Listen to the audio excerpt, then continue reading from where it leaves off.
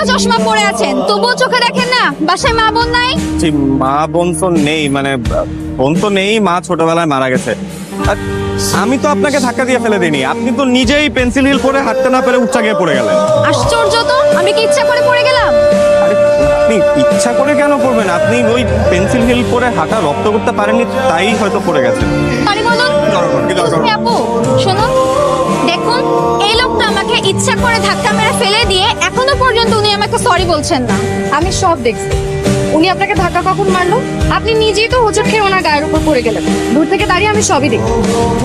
ও আচ্ছা, তার মানে আপনি ওই দলেরই লোক? আমি ওনার দলের লোক হতে যাবো কেন? আমি ওনাকে চিনি, ভালো মানুষ, অনেক ভালো মানুষ।